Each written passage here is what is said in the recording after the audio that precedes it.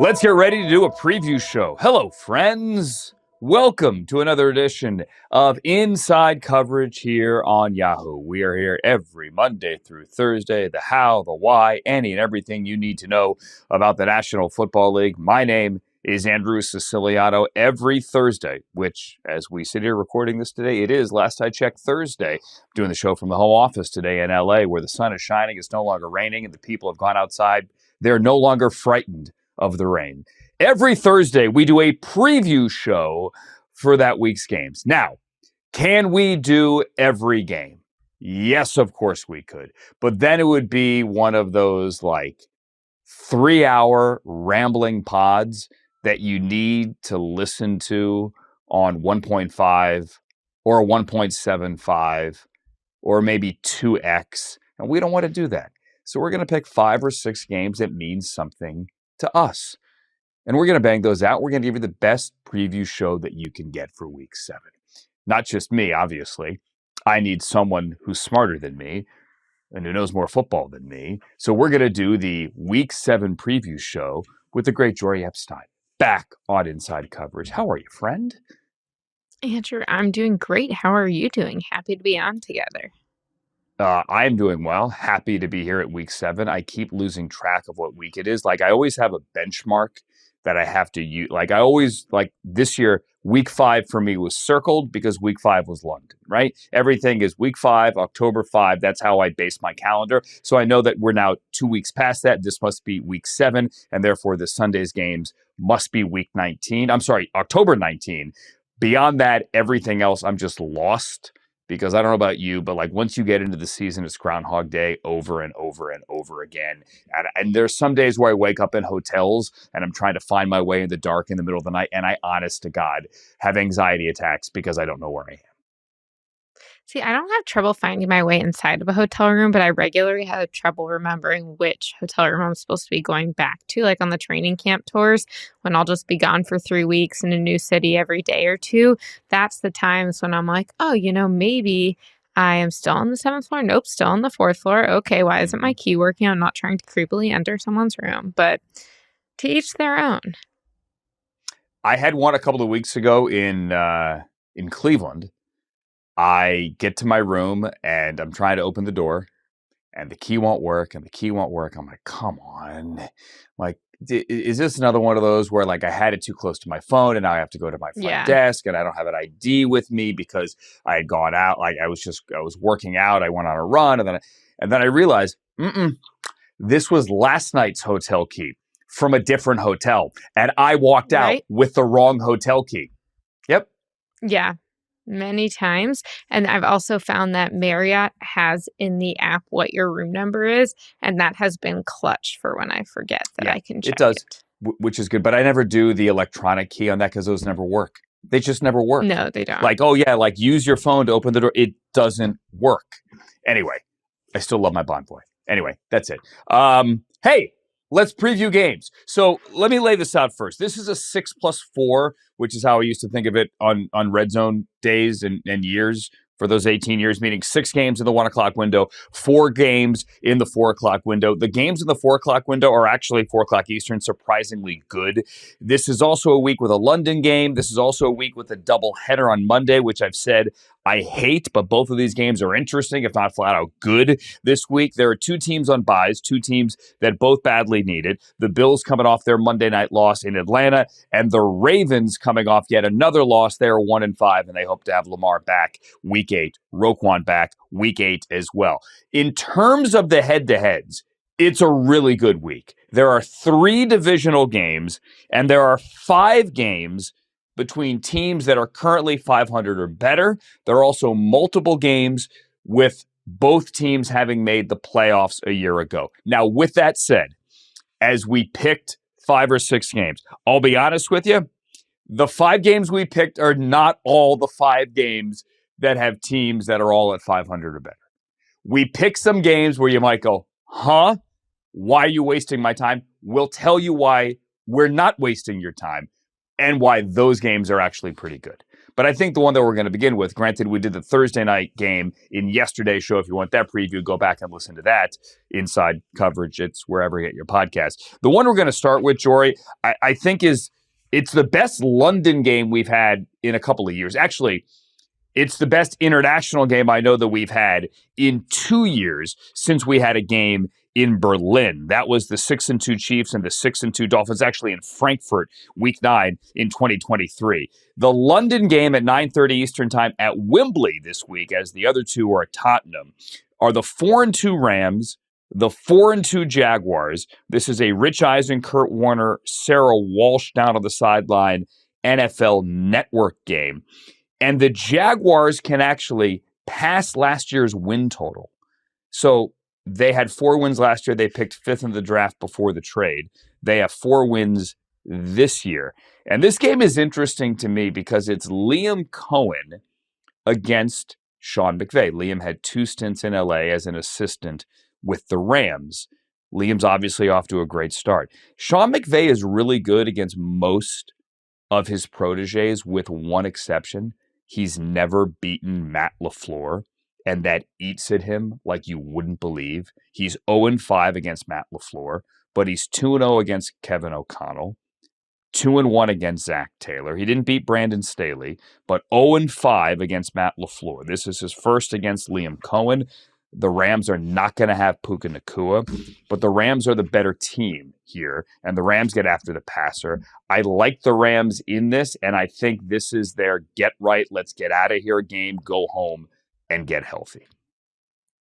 I also like the Rams in this and think that we should expect them this week, even without Puka Nacua. I mean, obviously, if he is not able to go, he's a huge part of that offense, but he's not the only part of that offense. And I think that you do have a quarterback in Matthew Stafford who's able to spread the ball around, lean on the run game, and work different angles if Puka's not available. To me, what I think from a bigger picture standpoint is so interesting is not only do you have Liam Cohen going against his old boss at the Rams in Sean McVay, you also have general manager James Gladstone, who was with the Rams for quite a while before he became the Jaguars general manager this year. So you have a Les Snead prodigy or employee and a Sean McVay prodigy or employee going against their former guys. And I look at the Jaguars and particularly the bold draft move they made with Travis Hunter and trading up with the Browns this past year as saying, hey, we come from the Rams where it's F them picks. And that doesn't necessarily mean never pick, but it means don't be stuck in this is what we've always done, so we have to do it again. I think the Jaguars are trying to take that Rams mentality,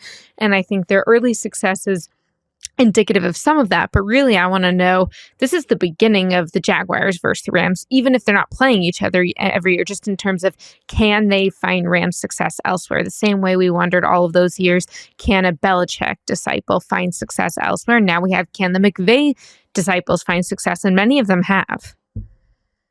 Yeah, many of them have. Obviously, Matt LaFleur has. Zach Taylor has when he has Joe Burrow. That's the big one. Kevin O'Connell certainly has. And obviously, Raheem Morris is now, and Raheem was a head coach before he became an assistant, obviously, a very young head coach in Tampa many years ago before he ever got with Sean. But in year 2 in Atlanta, Raheem Morris is finding success. Zach Robinson, the offensive coordinator there, is a Sean McVay disciple as well. He came with Raheem Morris when he went to Atlanta. You know, the defensive thing here for the Jaguars is a concern. The Jaguars have the number 30 pass D. They got rid of Tyson Campbell. They brought in Greg Newsome, who was, and again, Greg and Tyson Campbell both got off a plane on Thursday morning and then got thrown into it, and both ended up playing a couple of days later. But Newsome was beaten for a touchdown. They play a lot of zone. Stafford eats up zone. Matthews leading the league in passing yardage. He's never, even back in some of those Calvin Johnson days, ever led the league in passing. So, you know, to me, this is, even without Puka, they rack up a bunch of yardage. Now, my concern here for the Rams is their travel, believe it or not. And I'm not just saying, oh, the Jaguars are used to playing there. They go there every year. This is Jacksonville's one and only game over there this year. So they too flew this week. But as we sit here recording this pod right now on Thursday afternoon, the Rams haven't even packed their bags. Now, they have equipment over there. They have their advanced team over there. But the Rams are practicing in Baltimore all week. They're at Camden Yards, actually kind of cool. It gave us a chance, all of us here in LA who are tired of the joke, to do the, hey, did you know Matthew Stafford went to high school with Clayton Kershaw thing again? Because the Rams posted video of Stafford pitching. As a Dallas Somebody native, was catching. I sure do. Yeah, exactly. Quentin Lake was catching there at Camden Yards. The Rams aren't flying until Friday night. Not making that up. They're flying Friday night, landing Saturday in London, not doing any media, doing a walkthrough and going to bed and waking up Sunday morning and playing the game. I don't know that any team has ever done that, ever. So if this fails, there are a lot of people that are going to point to the travel. If it works, people are going to go, well, maybe Sean McVay figured something out. Yeah, it's definitely interesting, especially because we just saw Aaron Rodgers have strong opinions about when the Steelers were arriving, and they were arriving earlier than the Rams.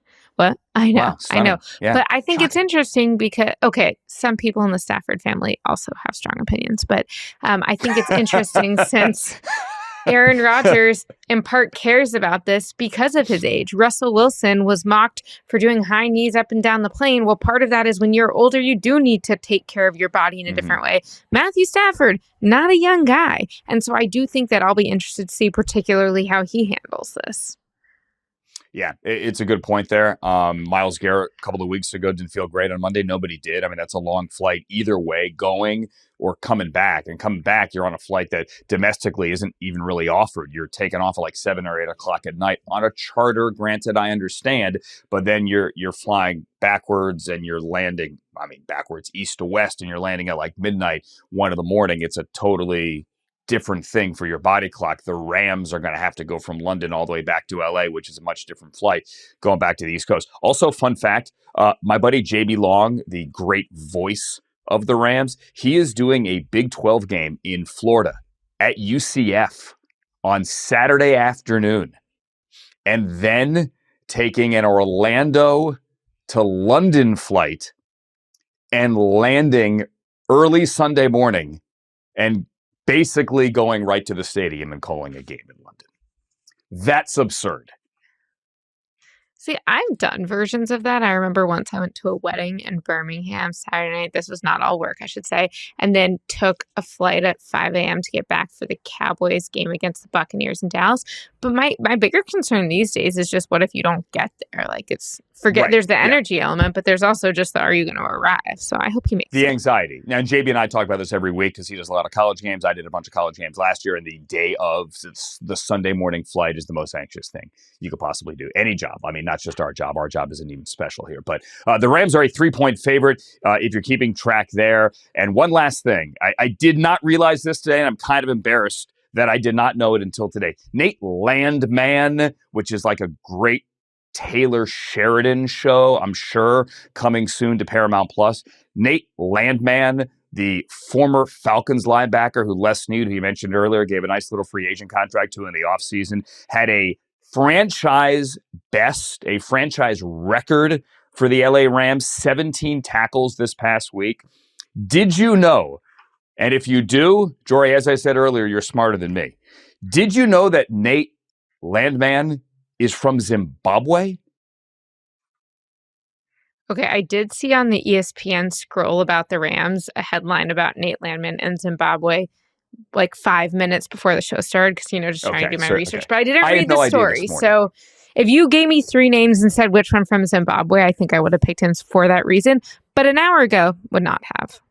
Yeah, I had no idea this morning at all. And I've covered the league for God knows many years. I had no idea. Nate Landman, father, a rugby player in Zimbabwe. They moved to California when he was very young, grew up in the U.S. and California, and is an American citizen and played college football and all that. But yeah, born in Zimbabwe. Who knew? All right, that is one of our 5-6 games we're looking at. We're also looking at, and I know this one on paper doesn't make sense, but we're going to do it because we find it interesting. The 4-2 upstart New England Patriots, who also, like the Jaguars, can pass last year's win total with a victory on the road at Tennessee against the 1-5 Titans, who fired Mike Vrabel's successor this week. Brian Callahan is out. Former Chargers head coach Mike McCoy takes over on an interim basis. The Patriots are a 7-point favorite. The Patriots are the better team, although I don't think they're nearly as good as everyone thinks they are. I think everyone loves the good story. Drake May is playing well, and I'm a fan of Mike Vrabel, so I'm happy for both of them. But there is this idea as well, and I want to knock it down right now, Jori. There is this idea that, with the interim coach, you get a bounce, right? You're going to play well for the interim coach, and that's throughout sports, not just in the NFL. It's wrong. There is no data to back that up, at least recently.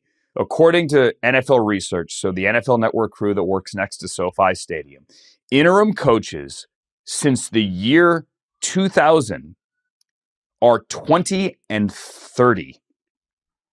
So they've played 50 games. They're winning only 40% of the time. Now, since 2018, it's 50-50. It's 9 and 9.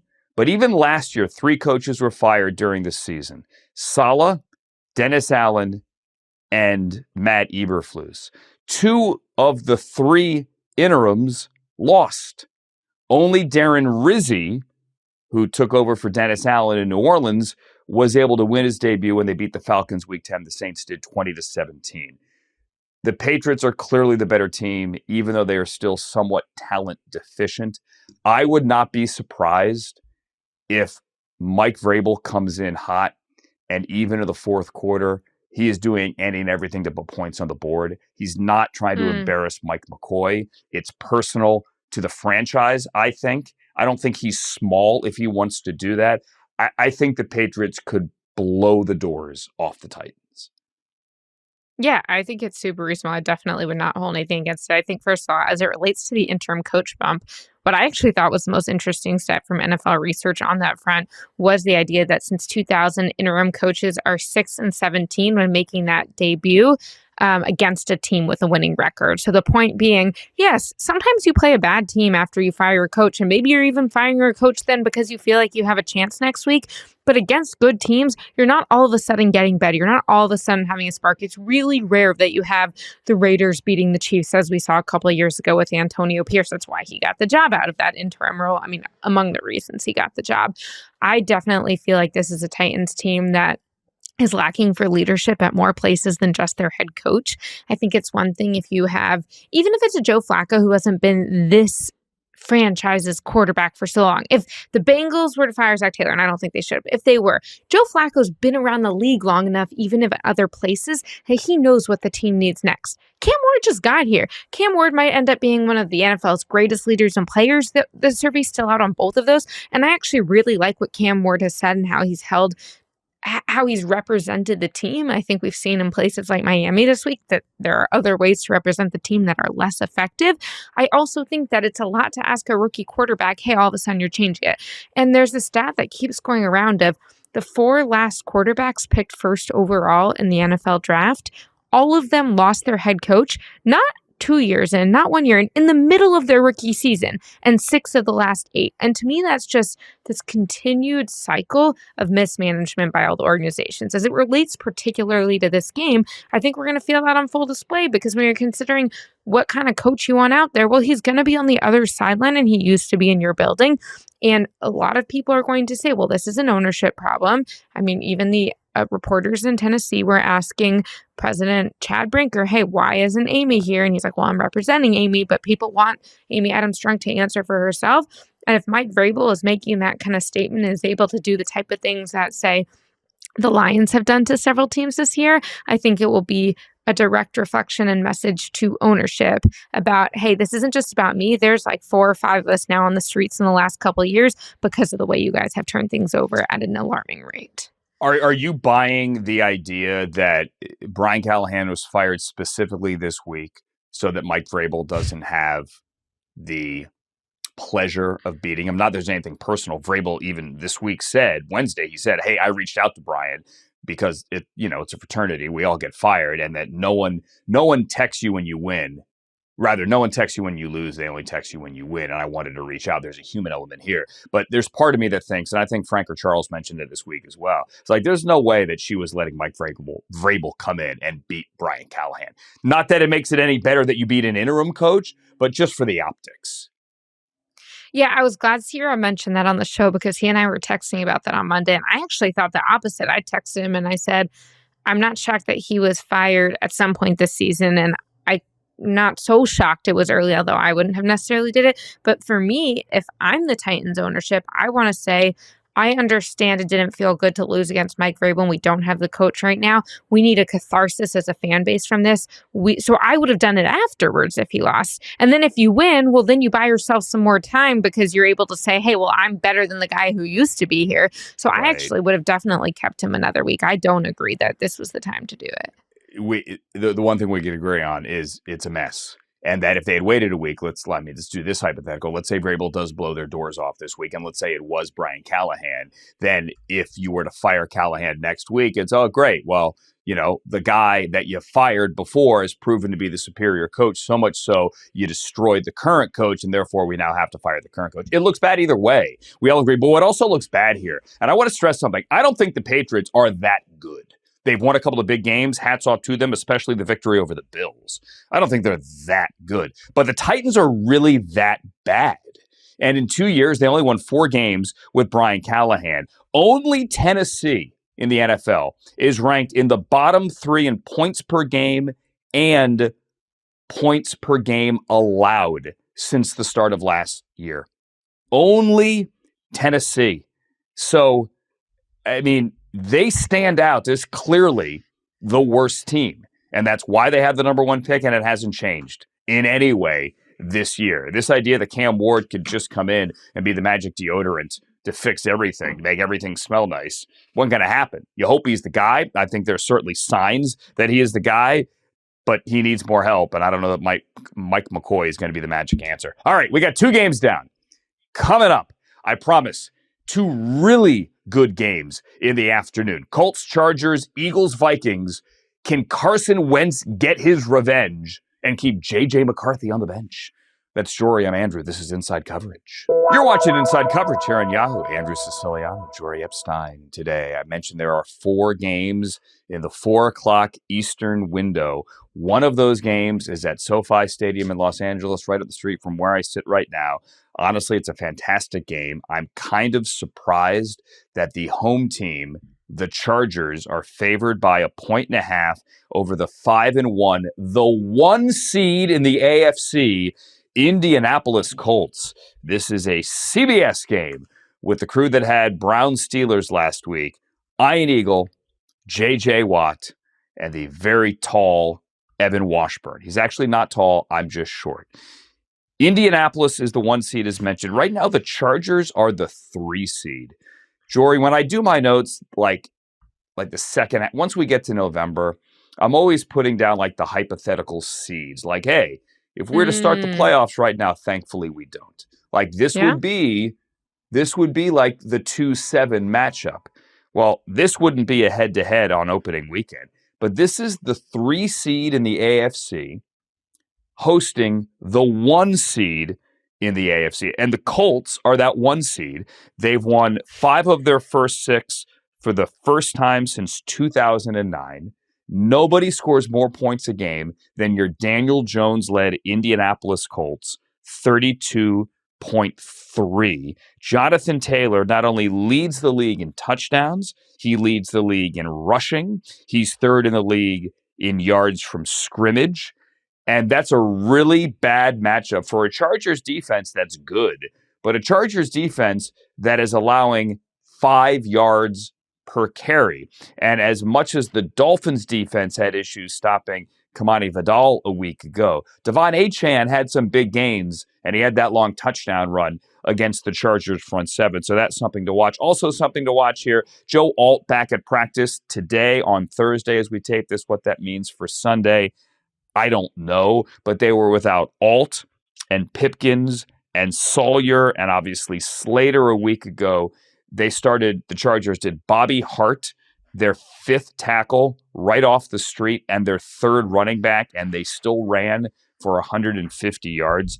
As much as the quarterbacks get the attention in this game, rightfully so, to me, this is about which team runs the ball better, which I know isn't that exciting, but I never thought I'd tell you the Chargers and the Colts were must-see TV in the late window, but that's what this game is. I definitely agree, and I think kudos to Daniel Jones that we are at this place. I think when I look at it also, I want to start off with, before we get to the game and the warm-ups, the Colts need to be a little more careful. I think we need child locks on all of the resistance bands, no more injuries, and I think not only will they not have the quarterback depth, that was insane too, that Anthony Richardson fractured his eye, an orbital fracture, while working with the resistance band in pregame warm-ups. And then Charvarius Ward getting a concussion in pregame warm-ups. And I think that's, not only because he's a starter, that's where you're really going to miss him, because you want Charvarius Ward against Justin Herbert. You want him being able to be there, whether it's Ladd McConkey or someone else. And so I do think that we are going to see a team where, yes, rushing might be the name of the game, but one team is much more at their first steam for rushers, both from the offensive line standpoint and the running back standpoint, than the other right now. Yeah, absolutely here. And the Chargers have been running the ball well, regardless of who they have back there. They lost Najee Harris. They lost Amari and Hampton. They bring up Kamani Vidal and Hassan Haskins, and they have run for 140 yards in 3 consecutive games. Justin Herbert took a beating a week ago. And let's step back for a second here. The Chargers almost lost the game to the lowly Dolphins a week ago. Now it's a long trip. You're all the way in Miami. Obviously, Miami's got the speed, and regardless of the record, they have weapons there. But if not for Herbert making a ridiculous throw, somehow shaking free from Jalen Phillips and switching the ball from his right hand to his left hand, back to his right hand, and then hitting Ladd McConkey, and McConkey putting his foot in the ground and making a move and getting 50 yards downfield to set up the field goal, they had lost. Tua hit Darren Waller in the final minute. That game was, for all intents and purposes, over. And we'd be sitting here with the Chargers sitting at 3-3, and we'd say, what's wrong with them? A huge part of it is their injuries. And I'm not piling on the Chargers here when it comes to the home crowd. Indianapolis is not known as this massive fan base, sorry, Colts fans, that travels all over the world. But I'm fascinated to see what this crowd is like Sunday, because the Chargers very often, I'm not throwing shade here, don't have a loud home field advantage. They just don't. A lot of people come to LA, like a lot of people go to Vegas. It's a destination game for fans. I'm very curious to see what this crowd looks like. Is it any factor in either favor? Not that that's how I decide who's going to win a game. I think the Colts keep rolling here. I think we have the headline that your Indianapolis Colts are 6-1, and at least on paper, the best team in the National Football League after they win a road game in LA this week. Well, and I also think when you think about the Indy defense and the Chargers pass protection lately, to me, having been at the Giants-Chargers game, or Chargers at Giants game, I should say, and seeing what that Giants defense did to them despite not having a lot of success on pretty much any other game this season. Multiple interceptions, returning them to the 3-yard line. Justin was under pressure so much. And then you see Daniel Jones and you're like, I kind of feel like I trust Daniel Jones to be able to do what Jackson Dart and the Giants are doing right now. And that is to beat the Chargers. Yeah. Look, the Chargers, all the pieces fell apart offensively, protecting Justin Herbert, and they got to do a better job. He holds the ball a while as well. He likes to let those deep shots try to develop. They don't necessarily have a guy to stretch the field right now, but Trey Harris is great in the run game as a rookie as well. That's a nice rookie class that Joe Ortiz has put together there. But I like the Colts in this one. I like them to go to 6-1. All right, Eagles and Vikings. This game's delicious here. Eagles are 4-2. The Vikings are 3-2. Both of these teams, by the way, are well rested. The Vikings are coming back from London and they have a bye. The Eagles played on a Thursday night a week ago. They lost to the Giants. They've now lost 2 in a row for the first time in over a year. But they are well rested as well with the mini bye. This is a Fox game with Adam Amin and Greg Olson and the great Pam Oliver down to the sideline. Philadelphia is a 2-point favorite here. We're talking about the coaching head-to-head. This is the third meeting between Nick Sirianni and Kevin O'Connell. Philadelphia won them both, but both of those games were in Philadelphia. A lot has been made about the Eagles' offense, and I think a lot of it has to do with, specifically with the run game and the O-line injuries. And just, let's face it, a lot of people are scheming them up better, and they're loading the box, and they're daring Jalen Hurts to beat you, and he is not beating you. But some of these numbers here, Jori, on Saquon. So he has 325 rushing yards. We know it's not good. In comparison, in the last 2 weeks, Rico Dowdle has 64 more yards on the ground in 2 games than Saquon has in an entire season. But Minnesota really has trouble stopping the run. They're allowing over 130 points a game. They're a bottom 10 run defense in the NFL. This is, for my money, one of the more interesting games of the year simply because what it could set up afterwards. So if the Eagles were to lose again, and they were to lose to Carson Wentz, then it's not panic time. They have all the time of the world to fix things. But I think the tone changes even more in Philadelphia. And the flip side of that is if Carson Wentz can beat the Eagles, and he had one shot earlier, he didn't do it.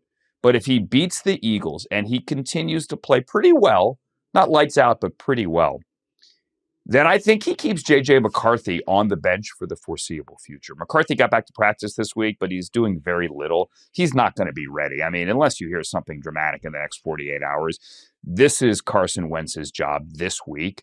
If he could beat the Eagles, imagine, if you will, all the screaming head shows on Monday. Just think about what that could look like if this is somehow doesn't even have to be a resounding victory, just a victory in which he plays well and the Vikings win. Yeah, I think we see around the league that when you have a backup quarterback playing well enough to win, especially if they're playing better than the guy who's allegedly ahead of them on the depth chart, and someone's trying to figure out how quickly to come back from an injury, you give them time. And Carson Wentz statistically has played better than J.J. McCarthy. He does get the ball out more quickly. He is able to do that. I mean, he's completed 69% of his passes, 759 yards, 5 touchdowns, 2 interceptions. They haven't played the same number of games, but J.J. McCarthy has completed 58.5% in comparison. And against Carson's 99.5 quarterback rating, it's 67.2 with J.J. McCarthy. Now, I think the top reason for that is it can sometimes take time, and there's nothing to be ashamed about with it taking time to adjust to the speed of the pro game and the processing. The problem is if you already are having trouble, or if you're already taking time, I should say, to process the game, and now you're not sure whether you can trust your body to do what it needs to do, then that's not going to speed up your processing. So with this high ankle sprain, I mean, I think it is smart that J.J. McCarthy came out and said on the record this week, look, I got a second opinion. They said it could be up to 6 weeks. And, Kevin O'Connell wants to make sure that his mechanics are in a good place. It's not just, is he able to play without re-injury? It's, is he able to do what it takes to perform at the level that we expect of him? So I think when you listen to what Kevin O'Connell is saying, when you listen to what J.J. McCarthy is saying, and when you listen to the medical information that they are making sure to make public, I think all of this is setting up for the situation that we don't need him back yet. It doesn't make sense for anyone on the field or in the roster management strategy standpoint for him to come back. My question for you, Andrew, though, is if he doesn't come back this week against the Eagles, well, then you have the Chargers, and then you have the Lions, and then you have the Ravens. So, I mean, the Chargers and Lions are not much easier to bring him back against. No, and it's a great point. I think the overwhelming issue, if we all step back here, and talking to some Minnesota people when I saw them in London 2 weeks ago, everyone says, oh, you learn a lot on the sideline. And as a quarterback, yeah, you do. I mean, I had a conversation with David Carr over the summer in regards to the Browns quarterback situation. David obviously was thrown to the wolves and got beaten up, and still an NFL single-season sack record when he was a rookie for an expansion Texans team. David firmly believes you sit and learn. Mahomes sat and learned. Rodgers sat and learned. You get it. But J.J. McCarthy wasn't playing football a year ago. It's not as if he was out there running the scout team. He was getting mental reps, which certainly have value, but he wasn't playing. He wasn't working on layering the football. He wasn't doing anything on the practice field, and he really isn't doing much right now. Now he went through the whole offseason program, and he did, obviously, training camp, and he started in September.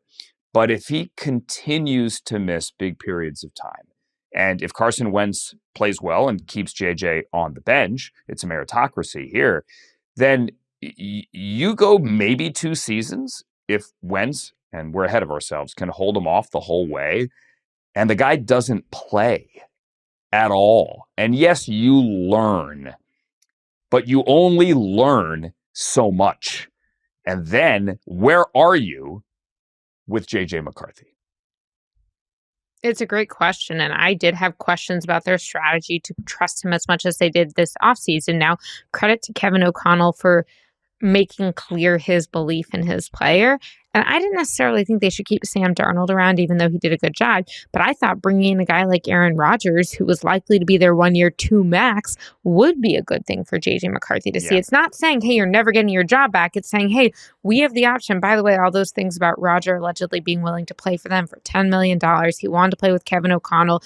You could learn. I mean, I would say that even if the dynamic wasn't great and it would be better in Minnesota than it was in Green Bay, Jordan Love learned a lot from Aaron Rodgers, and Jordan Love would say that too.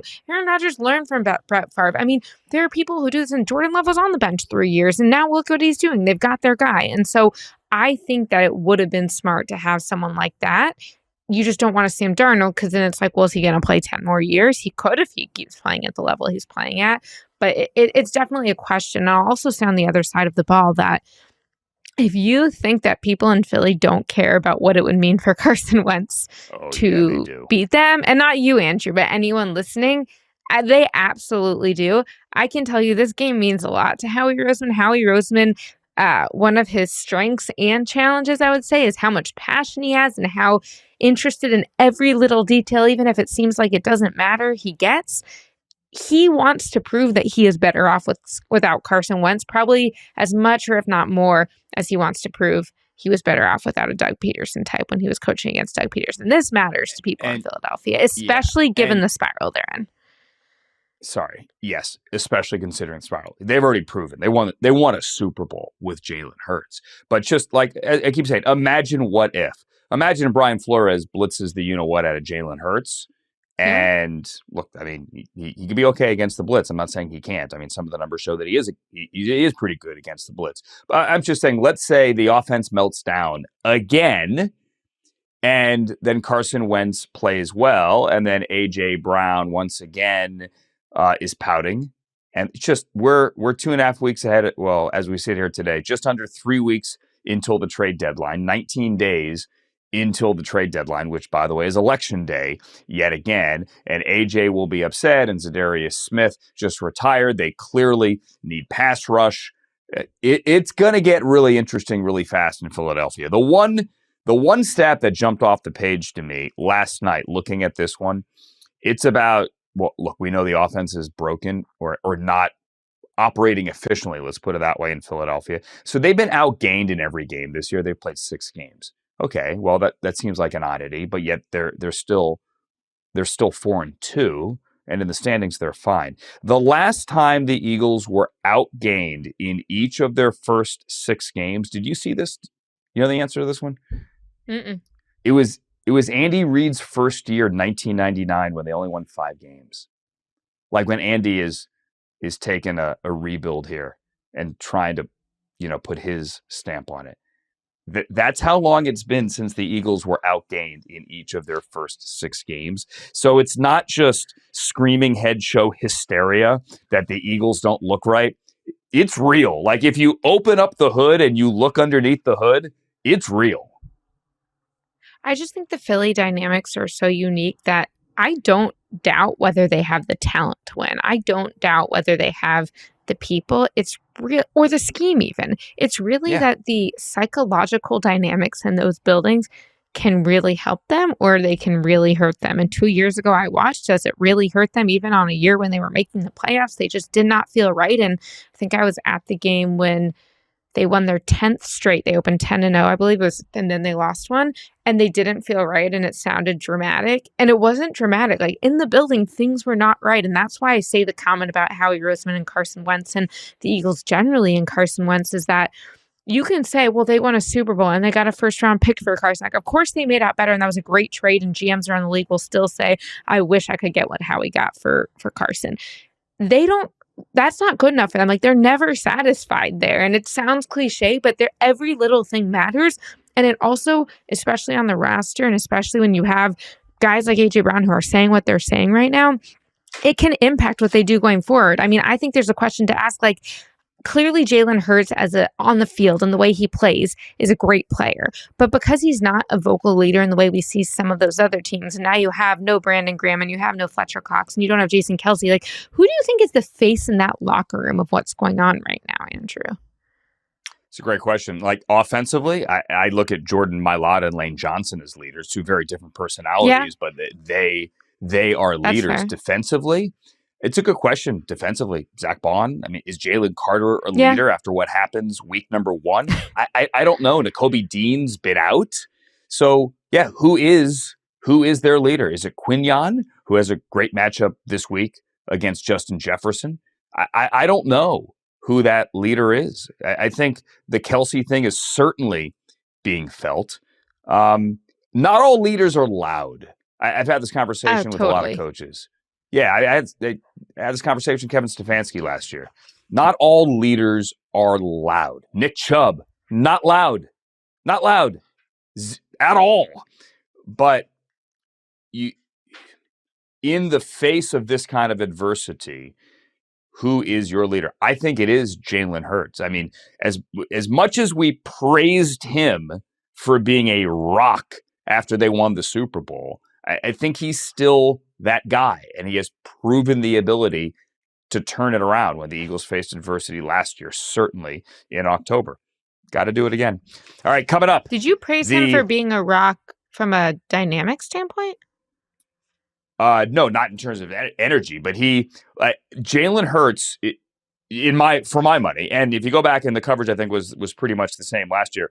Down the stretch, Jalen Hurts got a lot of credit, especially when they won. Yes, Saquon certainly was the engine there, but go back to how well Jalen Hurts played the second half of the year. Go back to how well he played in the postseason. Was he going 35 of 40, or, they weren't throwing the ball 40, 50 times, but every time he had to throw, every time Jalen Hurts had to make a play, whether it's on schedule or off schedule, he made it. This year he's not.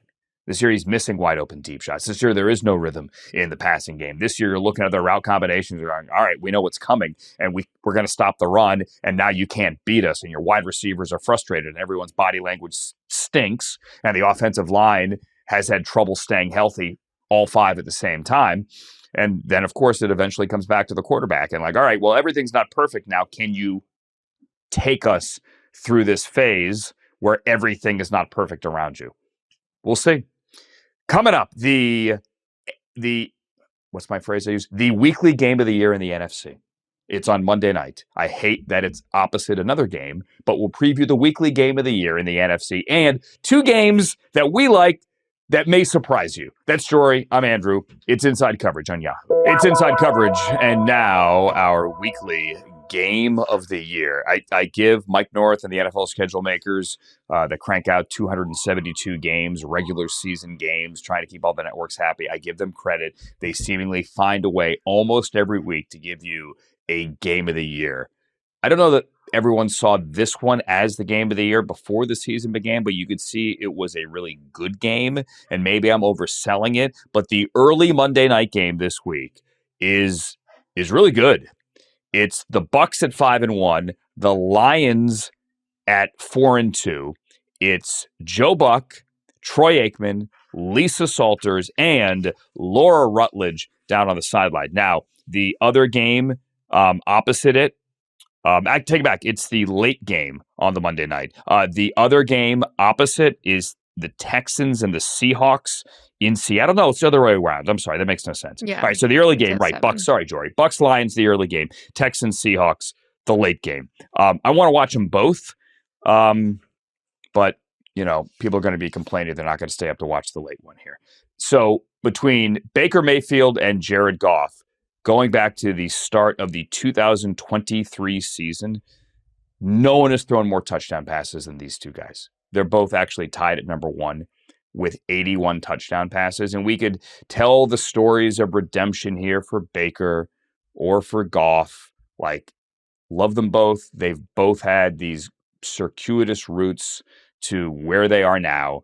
And they're both great stories. I think That is for the fun ESPN animation and the storytelling on Monday night. To me, this game really has to do with the injuries, and the Buccaneers are banged up. They don't have Bucky Irving. Mike Evans was back at practice on a limited basis today, but his status is up in the air. Godwin, Ibuka, they're likely out. So you take all these weapons away, and I know Tez Johnson had a great game and a beautiful flip and all that, and he was fun, mic'd up with NFL films. All that was good, but that's a legit concern where you give another team a week to prepare, whether or not Baker can keep it rolling all 4 quarters, not just in the fourth quarter, with the skill guys that he's going to have available. Now, the flip side of that is Terrion Arnold out, Avonte Maddox out, Brian Branch suspended, Aleem McNeil maybe back. Taylor Decker is back at practice, but he missed last week. His status is up in the air as well. And without Decker, the Buccaneers blitz nearly as much as anybody. They're 5th in the league blitzing at 35%. This game to me is which quarterback can get protected and stay upright. And if it is Jared Goff, he has more weapons at his disposal in this game, and he's at home. Right. It's funny when we talk about MVP candidates, and Jared Goff and Baker Mayfield are both going to be on those watch lists this year. What Baker has done without the weapons is why I think he should be probably the favorite right now, and certainly one of the favorites, because it didn't matter that Mike Evans and Chris Godwin weren't there for a couple of weeks. Didn't matter who was on his offensive line. He's been doing a version of this and finding ways to win and scoring touchdowns and getting Emeka Egbuka. I mean, really, whoever it is in there, no matter who the cast is. I definitely think that this is not just the game of the NFC. I know you called it the game of the year, but this is the top 2 teams by many people's rankings. Forget the conference, like in the entire league, including on our own Frank Schwab's power rankings. And so this is absolutely a game that we should not be surprised if we see again, whether it's in the divisional round, the NFC Championship game. These are teams that are really balanced on both sides. They're teams that fascinatingly are doing it with, we talk about the situation that Cam Ward's in right now. Well, other quarterbacks who were first overall picks as rookies lost their coaches in the middle of their rookie seasons, didn't find their way with their current teams, but now are doing this. That is Jared Goff and Baker Mayfield. So I know it's a past storyline, but I think it's a really relevant one given what we saw this week with Brian Callahan. And I think that these are 2 teams who also said, hey, we believe that we can maximize a player regardless of where they came from. And Baker was great about that when he was asked about why he thinks people have tapped into his story so much. And he's like, I think I just showed that I haven't figured it all out and I'm going to make mistakes. And that's a really relatable thing. So it'll be a great one. It'll be a great one because the stories will be great. And I think on the field, Baker Mayfield versus Aiden Hutchinson, I think there's just got to be some moment that comes out of that. Yeah. Definitely. The Baker story is interesting here. And listen, I'm not afraid to say, hey, go read an article on another site. I know everyone should get all their information from Jori and Frank and C-Rob and all the great Yahoo writers. But our friend Jonathan Jones on CBS did a good one yesterday where he kind of told the Baker story and didn't say, don't buy this revisionist history. But let's step back for a second because it's very easy, especially considering what's going on in Cleveland right now, as they try to find the right answer at quarterback to go, oh, the Browns dumped him and look what he's doing now. He's an MVP. No. Yeah. Anyone could have had Baker Mayfield. Like anyone could have had him. After the Browns signed Deshaun Watson or traded for Deshaun Watson, anybody could have had him. The Panthers were the one that wanted him, and they gave up a 5. Obviously, with the Matt Rule getting fired and Steve Wilkes taking over thing, it wasn't an ideal situation, but Baker didn't necessarily perform well there, and they cut him late in the year. Anybody could have had him. The Rams brought him in. The Rams needed a quarterback that week. I was at the game where he showed up and somehow pulled off a TNF miracle. Raider fans still upset at some of Patrick Graham's coverages on that final drive, but he pulled off the miracle. What an amazing story. But the Rams didn't feel the need to say, we're going to write you a big check. They really liked him and keep you around as a backup. And also Baker wanted to go find some place to start. Anybody could have had Baker Mayfield is my point. The Buccaneers kind of gave him a prove-it deal. Like, here's $5 million. Go beat out Kyle Trask. And he did. They were the last ones to name a starting quarterback that preseason. Right. So, both can be true. I'm really happy for Baker. Like, truly. Like, I'm rooting for him. This idea, though, that, like, he left one situation and magically became the MVP elsewhere, that's just not the case. It was a circuitous path, and he has risen above it. And any team in the NFL could have had him at a very affordable price. Jason Light and the Bucs made the bet, and they won, and Baker bet on himself, and he won, and that's what makes this story that much better. And look, we know, obviously, the Jared Goff story by this point as well. Aiden Hutchinson, by the way, if you do get to Baker, I say by the way too much. I've said that way too much in this show. Aiden Hutchinson leads the NFL in strip sacks. Interesting, with 3. So keep an eye on that one. And yeah, there are 2 Monday night games this week. All right. A lot of people would say, Andrew, Jori, with all the great games on the calendar or the schedule this week, or fixtures, if you're talking about the EPL, why are you talking about the Giants at 2-4 and the Broncos, who don't take a bye after London, at home at 4-2? Well, it's not just because Kevin Harlan is calling the game on CBS with Trent Green and Melanie Collins down to the sideline. And it's not just because these are the 2 teams that have beaten the Eagles the last 2 weeks, the Broncos in week 5, and then the Giants on the short week, TNF last week. It's because America wants to see the frat boys at at quarterback and running back for the New York Giants go to Denver and see what they can do. I am now for the Giants on my TV, Jori, every week. They're fun, and football should be fun. Yeah, when you said who wants us talking about this, who doesn't want to talk about Jackson Dart and Cam Scatterby right now? I mean, they are so much fun, and anyone who didn't know it before Thursday Night Football got to learn it on Thursday Night Football. Anyone who hadn't read Jordan Renon's ESPN feature about all of the insane things people have said about Cam Scatterby he has done in that building to his players when he's meeting his quarterback. Oh, okay. I'll just say one on this show, which is that Cam Scatterby and Jackson Dart meet for the first time. The way that Jackson tells it, they say 3 words to each other, then headbutt. They see each other again on the plane to the rookie premiere through the NFLPA.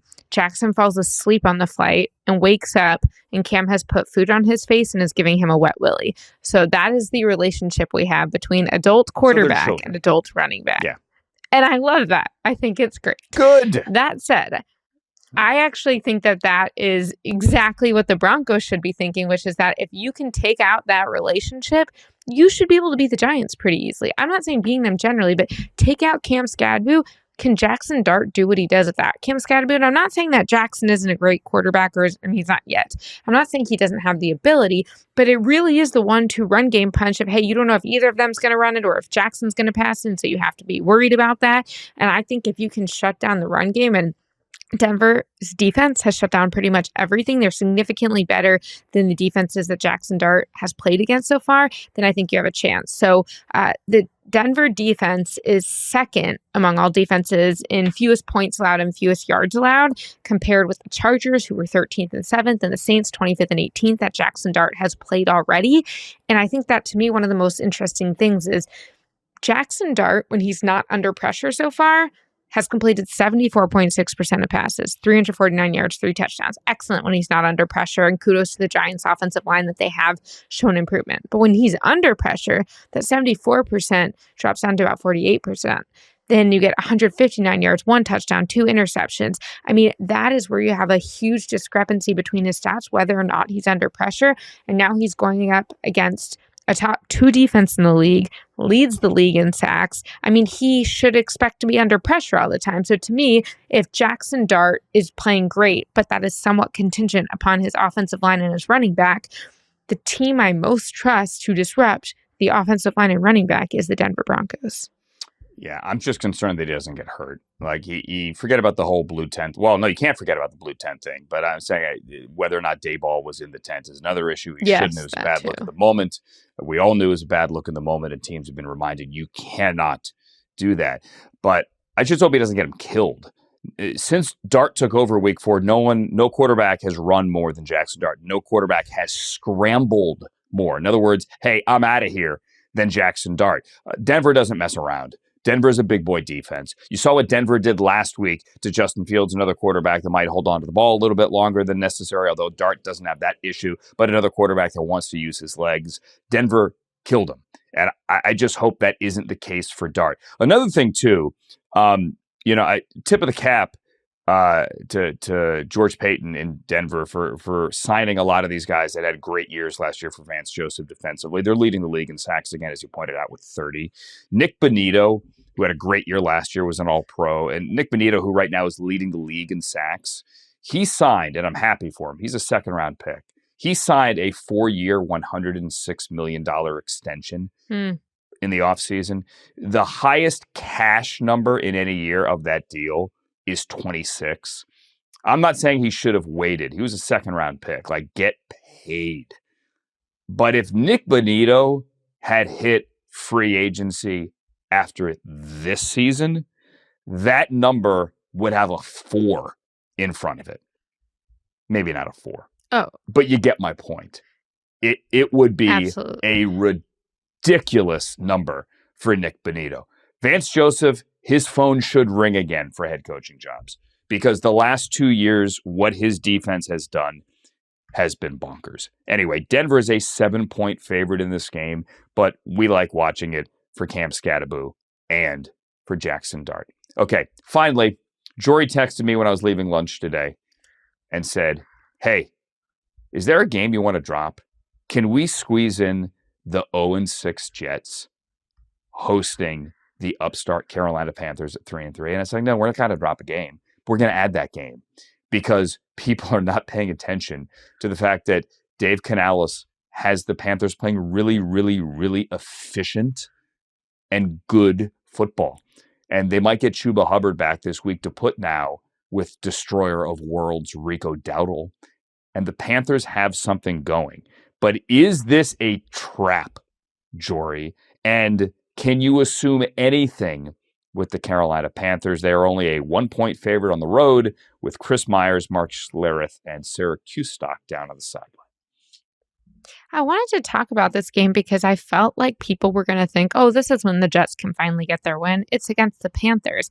And I think when you look at this and you look at what they did to the Cowboys last week and you look at the momentum that is building in Carolina, I would say on both sides of the ball, particularly in the run game with Rico Dowdle, I would say no. I think that actually the Carolina Panthers shut down the Cowboys run game last week. And despite Dak Prescott having a great game, not only was the defense not able to stop this Rico Dowdle machine of a train and an offense, but also they weren't able to get the run game going. And so the Jets and Justin Fields need a run game if they're going to have success. That is what that offense is predicated on based off the skill players they have, based off the quarterback they have. And so I think that you are going to have a Panthers team that is ripe to run all over the Jets. I don't think that they're going to be the ones to say, oh yeah, we're going to go easy because they haven't won. I mean, the Panthers know what it's like to not have won a game in a long period of time. And I think that this is just going to continue to get worse and worse for the Jets before it gets better, assuming it even gets better this year. Yeah, it's a tough one. If you go back and look at the game in London, and I know that Aaron Glenn was like, what kind of question is that after the game about did you consider benching Justin Fields? If Tyrod came off the bench in the fourth quarter there, you might have been able to complete a couple of forward passes and not end with negative 10 yards passing, and you might have been able to win that game. I'm just saying, and I'm not suggesting either that Tyrod is all of a sudden the magic elixir to make this a winning football team down the stretch. Just saying that game, you could have won it. Now you come back, you have questions about play calling and clock management and whether or not you're sticking with Fields, and you have Garrett Wilson banged up with that knee injury as well, and clearly Wilson upset on the sideline during the game. I am team Aaron Glenn. It's just uncomfortable there right now. Not suggesting anything rash is going to happen here, but I'm with you. The Panthers are clearly the better team, and after seeing them in person in training camp this year for a joint practice, I didn't think this would be the case. But give them credit. Tet McMillan's making plays. They went out and got every old Ram or former Ram they could find. Ejiro Rivero and Jonathan Cooley there from the Rams defensive staff went out and found a bunch of pieces, and Derek Brown comes back, and that's a huge addition. He's a Pro Bowler and a second contract guy for a reason, and they're playing better. So there, Jori, we tapped the base. Panthers and Jets. We worked it in. And there is our Week 7 preview show. Have a wonderful weekend, my friend. Absolutely. And I would say to all of our friends listening, if you're still listening at this point, why don't you tweet at us and let us know, do you think we picked fair games, or do you just think we were completely insane to include some of those? Like, let us know what you guys think, because we like the feedback. So next time when I'm texting Andrew and I'm being like, hey, should I do this crazy thing? Andrew could be like, no, everyone on Twitter thought you were insane. Or next time I'm being like, well, should we talk about the Cowboys defense going against Dan Quinn? Andrew can be like, yeah, the Twitter did want that. So have a little bit of say in the content we're creating for y'all. Yeah, look, it's a good point, because I haven't actually done that. Like, we need more. Maybe we do next week what games we throw it out there and have the listeners decide which games. Because we could have done Packers Cardinals. We could have done, as you pointed out, Commanders Cowboys. We could have done Falcons 49ers. And I don't think we should do them all, to be clear. No. But we could have done like the Oklahoma grudge match between Spencer Rattler and Caleb Williams and the Saints and the Bears. That one's interesting. This is a good week. The Lincoln Riley match, yeah. There you go. Good week, good show. Jori, thank you. I'm Andrew. Thank you, everyone listening and watching. This is Inside Coverage on Yahoo. Enjoy your Week 7, friends. We'll talk to you on Monday. So long.